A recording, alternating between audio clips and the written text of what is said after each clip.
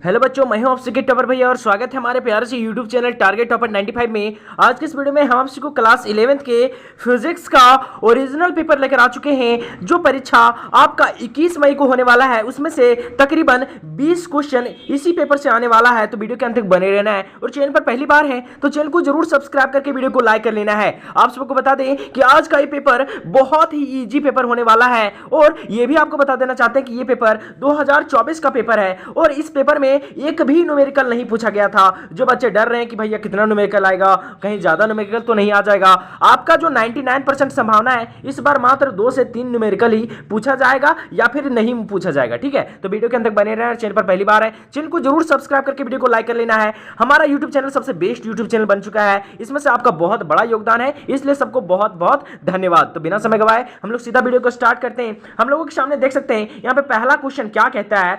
First question कहता है Hindi English दोनों में समझाने वाले, टेंशन किसी को नहीं लेना है।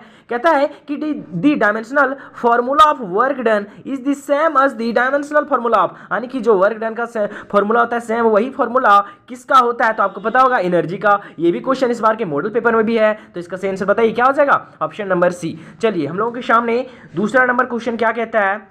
कहता है कि the dimensional formula of universal gravitational constant is, यानी कि जो आपका यूनिवर्सल ग्रेविटेशनल कांस्टेंट यानी कैपिटल जी होता है उसका क्या होता है डायमेंशनल फार्मूला। हम आपको अपने हर एक मॉडल सेट में आपको ये क्वेश्चन करा चुके हैं, बहुत इंपॉर्टेंट क्वेश्चन है, इसको आपको याद कर लेना है। इसका सही आंसर होगा आपका m-1 L3 T-2 option number ए। ठीक है, कोई दिक्कत है समझने में? आज तक मजा आ रहा है तो जरूर एक प्यारा सा लाइक करके कोई कमेंट अच्छा सा करके जाइएगा। चलिए तीसरा नंबर क्वेश्चन कहता है Which of the following is not the name of physical quantity, यानी कि इन चारों में से कौन हमारा फिजिकल क्वांटिटी का नाम नहीं है। देखिए आपको घबराना नहीं है, क्वेश्चन को समझ के बनाना है। इजी क्वेश्चन है लेकिन आपको कंफ्यूज कर सकता है। बोल रहा है फिजिकल क्वांटिटी का नाम कौन नहीं है, किलोग्राम, डेंसिटी, इंपल्स और एनर्जी। तो इसमें बताना कि फिजिकल क्वांटिटी का नाम कौन नहीं है, तो इसका सही आंसर होगा ऑप्शन नंबर ए किलोग्राम। अब बोलिएगा कैसे, तो यहाँ बोल रहा है फिजिकल क्वांटिटी। फिजिकल क्वांटिटी वैसे क्वांटिटी को बोलते हैं जिसको हम लोग नाप और तोल सकते हैं। तो डेंसिटी को भी नाप तोल सकते हैं, एनर्जी को भी नाप तोल सकते हैं और इंपल्स को भी नाप तोल सकते हैं। और ये आपका फिजिकल क्वांटिटी नहीं है। देखिए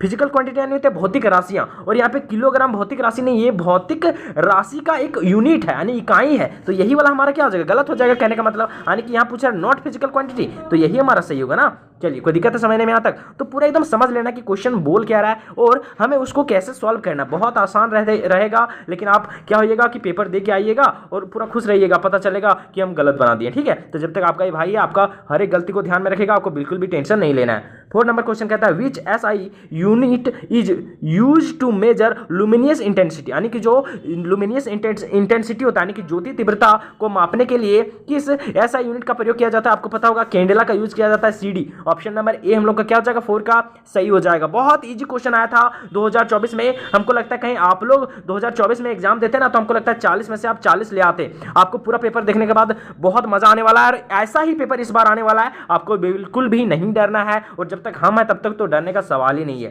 क्या कहता है, कहता है if an object moves with constant speed in a circular path what can we say about its velocity. कहने का मतलब कोई ऑब्जेक्ट है वो सर्कुलर पाथ में घूम रहा है तो हम लोग उसको वेलोसिटी के बारे में हम क्या बोलेंगे, क्या उसका वेलोसिटी कांस्टेंट होगा, वेलोसिटी चेंज होगा, या फिर वेलोसिटी जीरो होगा, या फिर इट इज अनडिफाइंड, यानी वेलोसिटी के बारे में हम लोग कुछ नहीं कह सकते। तो आपको पता है कि इसका वेलोसिटी चेंज होता रहेगा, है ना, यानी कि जब ऑब्जेक्ट यहाँ रहेगा तो उसका वेलोसिटी जो होगा वो कुछ और होगा, और इधर होगा। कहने का मतलब जब ऑब्जेक्ट यहाँ आएगा तो उसका वेलोसिटी कुछ इधर होगा। ठीक है, यानी कि वेलोसिटी उसका बार बार चेंज होते रहेगा, तो इसका सही आंसर होगा इट इज चेंजिंग, यानी ये बदलता रहेगा। क्या उसका वेलोसिटी मतलब क्या होता है, आपका पता होगा वेग ना होता है वेलोसिटी मतलब। ऑप्शन बी हम लोग क्या हो जाएगा, सही हो जाएगा। कोई दिक्कत है यहाँ तक समझने में? चलिए अगला क्वेश्चन है 6 नंबर क्वेश्चन। क्या कहता है, कहता है which of the following quantities is a vector. इन चारों में से वेक्टर कौन है, स्पीड हमारा वेक्टर है नहीं, डिस्टेंस हमारा वेक्टर है नहीं, हाँ वेलोसिटी हम लोग का क्या हो जाएगा, वेक्टर, यानी ऑप्शन नंबर सी हम लोग का क्या हो जाएगा, 6 नंबर का सही हो जाएगा। ठीक है, बहुत ईजी पेपर आया था,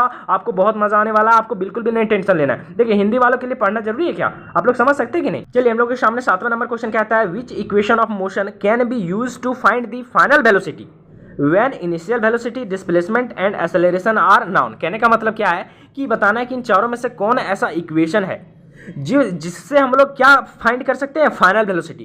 कब? जब हमको इनिशियल वेलोसिटी यानी कि u दिया रहेगा तब, डिस्प्लेसमेंट यानी s दिया रहेगा तब, और एक्सेलरेशन यानी ये दिया रहेगा तब, और हमको निकालने क्या बोल रहा है कि v, है ना। तो हम लोग किस इन चारों में से कौन ऐसा इक्वेशन है जो हमको v फाइंड करके देगा, कब? जब u और s और ये हमको पता रहेगा। तो क्या ये दे सकता है? नहीं दे सकता। क्यों? क्योंकि इसमें s नहीं है।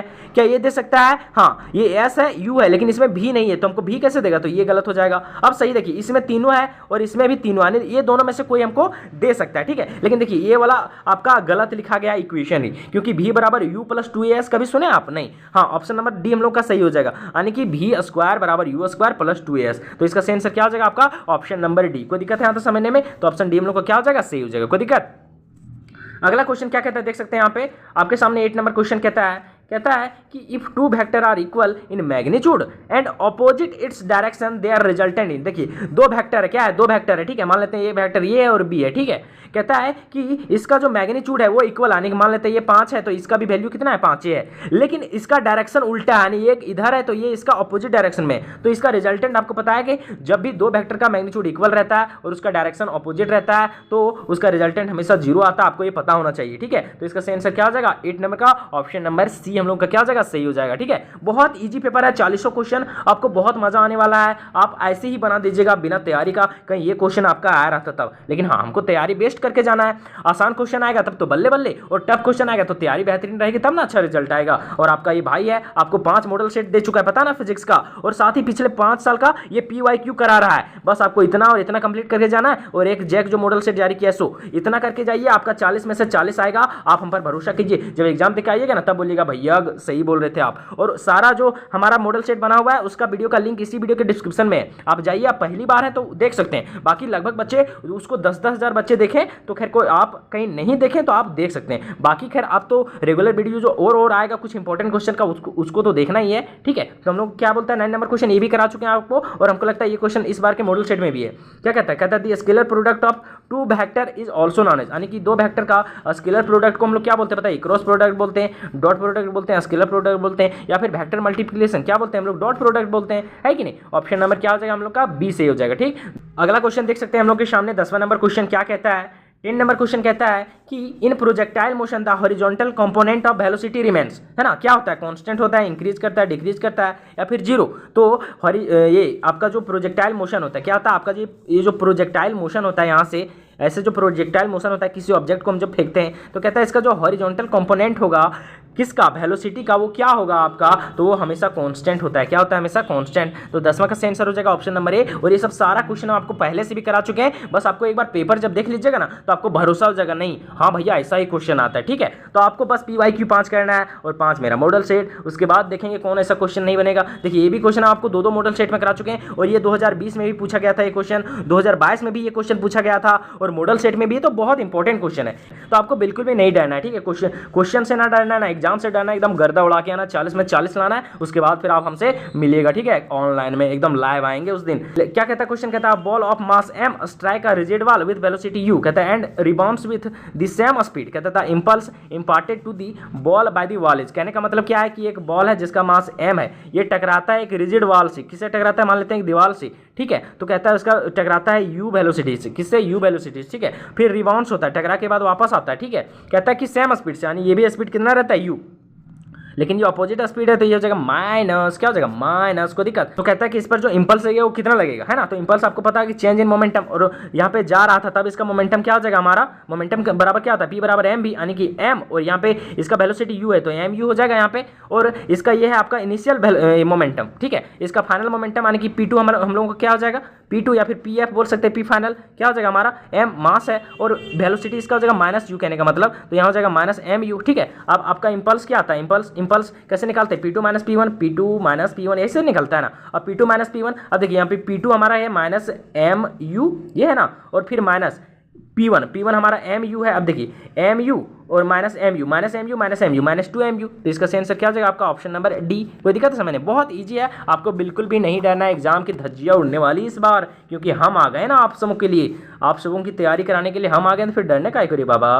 कहता which of the following is known as the law of inertia. कितना सिंपल क्वेश्चन है। कहता है इन चारों में से कोई किस लॉ को हम लोग लॉ ऑफ इनर्शिया बोलते हैं? तो न्यूटन फर्स्ट लॉ को, यही इसी को ना बोलते हैं कि लॉ ऑफ इनर्शिया, फिर इनर्शियल ऑफ मोशन, तो बस सिंपल है। तो ऑप्शन नंबर ए हम लोग को क्या हो जाएगा सही, यानी Newton first law of motion को हम लोग क्या बोलते हैं, लॉ ऑफ इनर्शिया। कोई दिक्कत। चलिए अगला है 13 नंबर क्वेश्चन, देख सकते हैं यहाँ पे क्या कहता है कि change in momentum is given by, change in momentum is given by. तो देखिए चेंज इन मोमेंटम की क्या कहलाता है, इंपल्स कहलाता है, और इंपल्स बराबर क्या होता है आपका फोर्स इनटू टाइम, यही ना होता है, फोर्स इनटू टाइम यानी F into T, force into time. तो ऑप्शन नंबर बी हम लोग का क्या हो जाएगा, सही हो जाएगा। इससे सिंपल कुछ क्वेश्चन है, बहुत ईजी क्वेश्चन है, 40 क्वेश्चन। आपको लगेगा कि यार ऐसा क्वेश्चन पूछता है जैक, ऐसा ही क्वेश्चन पूछता है, नहीं डरना आपको। चलिए 14 नंबर क्वेश्चन क्या कहता है, देख सकते हैं। कहता है कि अ cork of mass 10 gram is floating on water. कहता है net force acting on the cork is. कहने का मतलब क्या है कि एक कॉर्क है, क्या है आपका, एक कॉर्क है जिसका मास बोलता है कितना है, 10 ग्राम यानी 10 ग्राम है। कहता है ये वाटर पर तैर रहा है, कि यहाँ पे पानी पर ये तैर रहा है। तो कहता है इस पर नेट फोर्स जो एक्टिंग होगा वो कितना लगेगा फोर्स।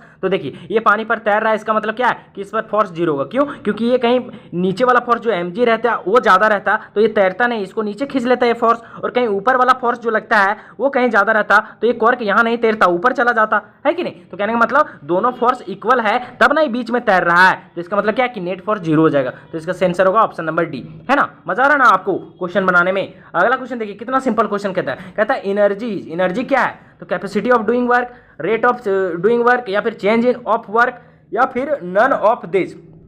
तो एनर्जी क्या बोलते हैं हम लोग, कार्य करने की क्षमता को बोलते हैं, यानी कि कैपेसिटी ऑफ डूइंग वर्क। तो इसका सेंसर होगा ऑप्शन नंबर ए। कितना सिंपल क्वेश्चन पूछा गया, 40 क्वेश्चन, बहुत मजा आने वाला आप लोगों को बनाने के लिए, ठीक है।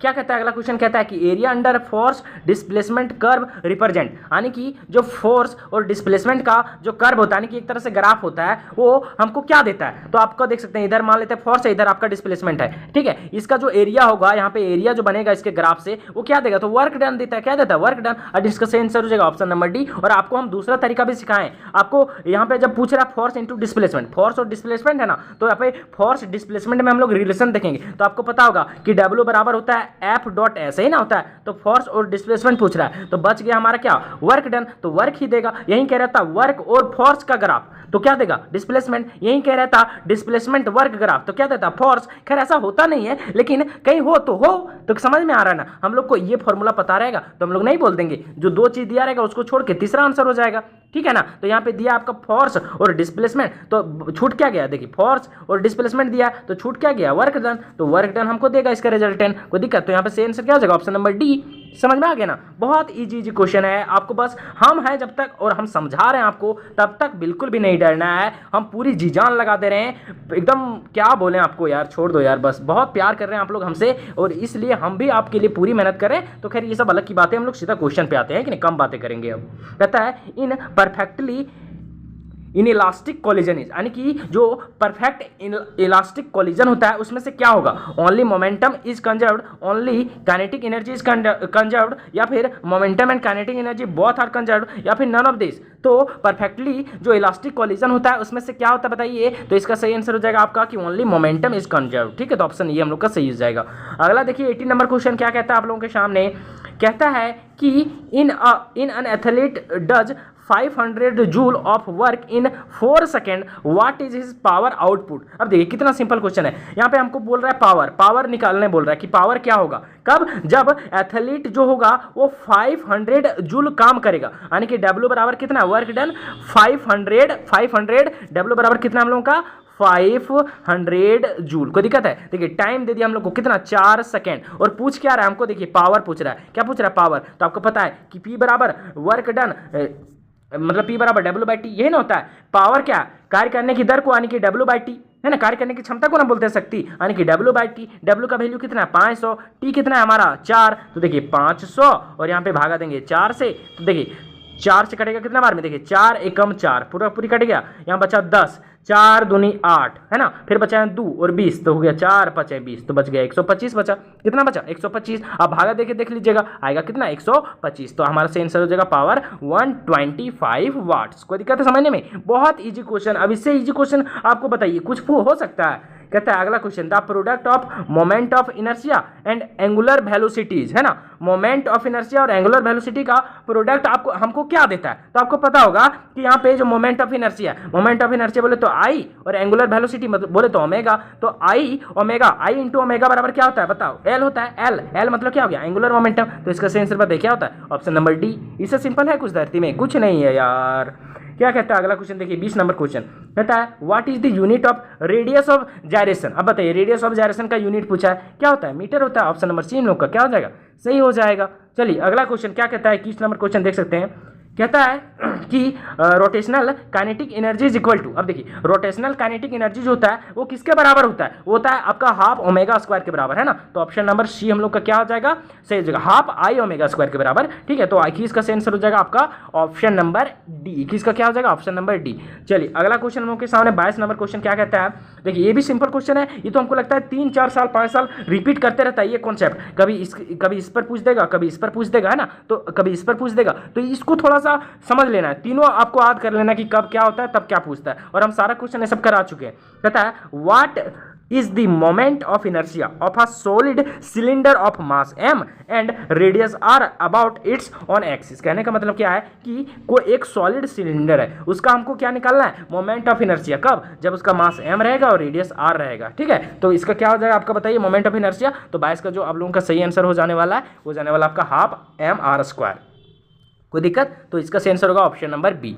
अगला क्वेश्चन देख सकते हैं हम लोग के सामने 23 नंबर क्वेश्चन क्या कहता है 23 नंबर क्वेश्चन कहता है कि which law describe the orbits of planets around the sun. कहने का मतलब कि कौन ऐसा नियम है जो बताता है किसके बारे में? तो orbit of planets around the sun, यानी कि सन के चारों ओर जो ऑर्बिट होता है, किसका ऑर्बिट? तो प्लैनेट का ऑर्बिट, वो उसके बारे में कौन सा लॉ बताता था? कितना सिंपल है, केपलर लॉ ना बताता है इसके बारे में। तो ऑप्शन सी हम लोग का क्या हो जाएगा? सही हो जाएगा। देखिए 24 नंबर क्वेश्चन कितना सिंपल क्वेश्चन है, कहता है where will it be profitable to purchase 1 kilogram of sugar. कहने का मतलब क्या है कि हम लोग को 1 केजी शुगर यानी कि चीनी खरीदना है, तो कहाँ खरीदेंगे तो हमको फायदा होगा? एट पोल पर, एट इक्वेटर पर, एट 45 डिग्री लेटीट्यूड पर, या फिर एट 40 डिग्री लेटीट्यूड पर। तो इसका सही आंसर होगा इक्वेटर पर, है ना। हम लोग इक्वेटर पर जब खरीदेंगे 1 केजी शुगर तो हमको क्या होगा? प्रॉफिट होगा। क्या होगा? प्रॉफिट होगा। कोई दिक्कत समझने में आता है? क्यों होगा प्रॉफिट? क्योंकि इक्वेटर पर जो होता है ना वो शुगर का वेट घट जाता है, यानी कि वेट घट जाता है, शुगर का वेट क्या घटेगा?